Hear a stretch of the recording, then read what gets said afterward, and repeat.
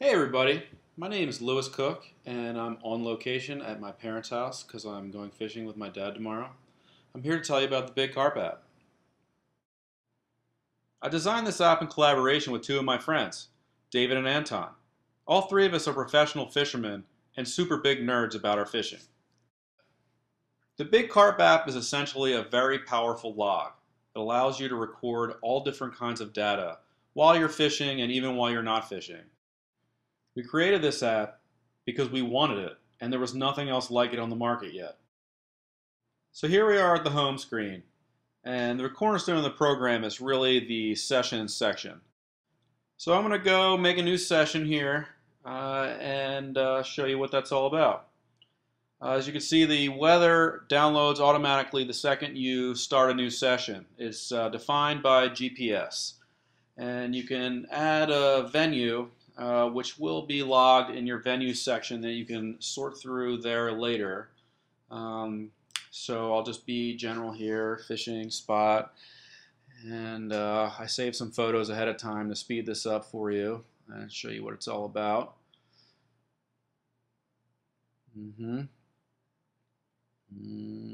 That's me actually fishing in DC not long ago. Alright, so you can see the photo thumbnail shows up there in the top left. And generally I like to add a note at the start of each session because you can go out back and edit it later.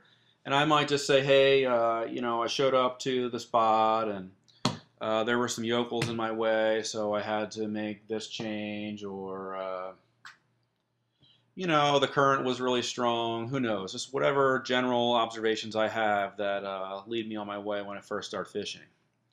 Yeah, and like I said, you can come back and edit that later. Then I like to add my rods, and I started from scratch here, so this is how the app would appear the first time you used it. Once you save a rod or a venue or anything like that, you can just pull it, and it's there, easy to access for future sessions. So yeah, these are my favorite custom carp rods. They're on a Harrison blank. Oh, they're wicked. So once you add a rod, you can actually attach other pieces of gear to your rod. So rigs, for example, is an obvious one.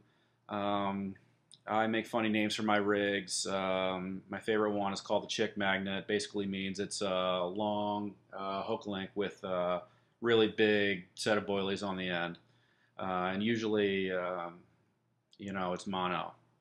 It's generally what I use to, try and target big fish. Anyway, so, here's a photo I have of that rig in use at some point, and I'm going to attach that. Like I said, all of the tackle you add will be saved, and you can pull it up later.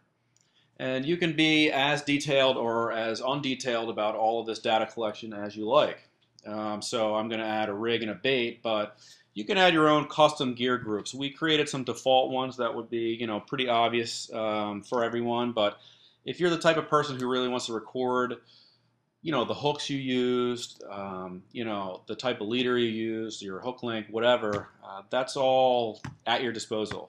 So, feel free. I think, in the long term, I'll probably take it to that level, but generally I just go rig and bait and take a photo of my rig. So yeah, last time I did a long session, I was in Wisconsin, and I took some photos of the bait I was using, this Carp Tech Fruity, Dynamite Carp Tech Tutti Frutti I killed it on. So you can add more than two things to a rod, but I just did two here. You can also add like other non-rod gear to a session if you choose. So I'm going to add a license to this session. There's a section by default in here where you can take photos of your different licenses and permits. I think it's pretty neat that over the years I'll be able to build this collection of all the licenses I ever had. I kind of wish I had that in the past because I fished in probably 30 different US states and Canada and the UK and France, and that would be fun to save those photos. And you can add other stuff, to that piece of gear. Like let's say you had a boat, and you wanted to add your motor or your depth finder, just for the sake of memory in the future. Again, this is all about referring back to what happened on this particular session, so you can use that for your own success later.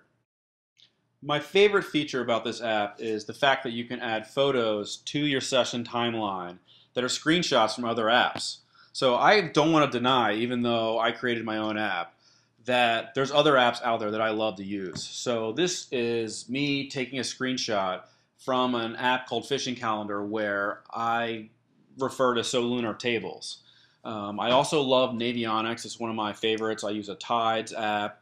So basically, anytime you go fishing, you can take whatever your favorite other fishing apps and make a screenshot and apply it to this session, and that can allow you to go to like an insane level of data. So in my local area, the United States Geological Survey publicly provides charts of all different kinds of water data. And you can just look it up on your phone as long as you've got service anywhere.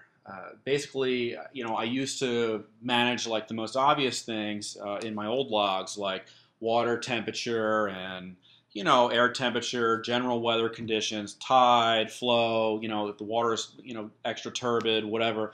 But now I can track much more easily things like dissolved oxygen, or I've never really been able to get anything from it yet, but even electrical conductivity and pH changes and that sort of thing in the rivers around my local area. So that's the way I've always approached fishing, and now I can take it to the next level.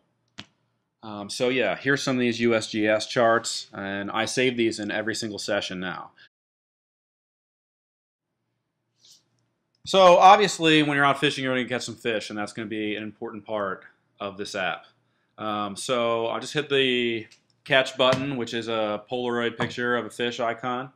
So I'm just going to pull one out of my library as an example. So you can add, as many or as few data points as you like. You don't even have to take the photo. You can just click, I hit the fish. Every single thing in this whole log is optional, so if any of this stuff is not important to you, you don't have to do it. You can just pick and choose the ones that you want to be in your log. So anyway, you can choose any species you want. That little star is a trophy indication, and you can sort your fish in the fish section later only by trophy if you like. So you can sort of weed out all the smaller fish and only look at your favorites. It's pretty cool actually, because you can add old fish through the fish section that aren't part of a session you built since you had this app, and you can basically have your entire fish porn collection on hand for easy access wherever you go at all times. 8.5 minutes is about long enough though, so I think I'll get into the fish section, the gear section, and the venue section in a follow-up someday in the future. But in the meantime, I hope you will check out the Big Carp app, and if you want to make some videos of yourself using it, just send them along, and we love to have them. We'll post them on our website.